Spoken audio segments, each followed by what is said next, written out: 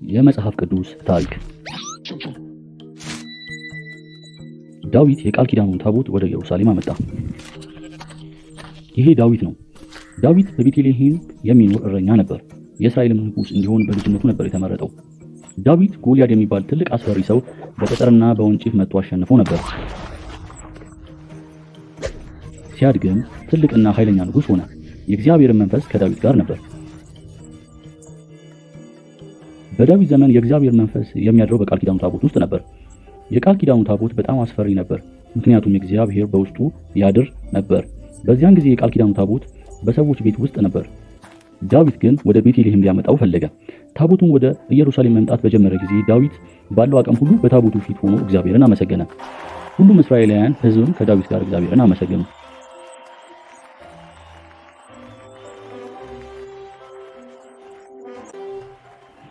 የዳዊት ሚስት ሚልኮል ግን ዳዊት ክብሩን ጥሎ እግዚአብሔርን ሲያመልክ አይታ ናቀችው፣ በልቧም ጠላችው።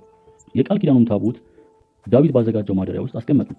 በዚያም ቦታ ዳዊት ለእግዚአብሔር መስዋዕትን አቀረበ። ከዚያም ሕዝቡን ሁሉ በእግዚአብሔር ስም ባረካቸው፣ የሚበሉትን ምግብ ሰጣቸው። ከዚያም ሁሉም ወደ ቤታቸው ሄዱ። ዳዊትም ቤተሰቡን ለመባረክ ወደ ቤት ተመለሰ። ሚልኮልም ልትገናኘው ወጣች። የሰራኸው የጅል ስራ ነው አለችው። ዳዊትም በእግዚአብሔር ፊት ነው የዘመርኩት አላት። እግዚአብሔር ነው በአባትሽ ላይ እና በእስራኤል ላይ የቀባኝ፣ አሁን ከሆንኩለትም በላይ እሆንለታለሁ አላት። ሚልኮልም ለዳዊት ለተናገረችው ነገር ከእግዚአብሔር ዘንድ ቅጣት ደረሰባት። ዳዊትም በሕይወቱ እግዚአብሔርን እያከበረ ኖረ። እግዚአብሔርም እንደ ልቤ ያለው ሰው ሆነ።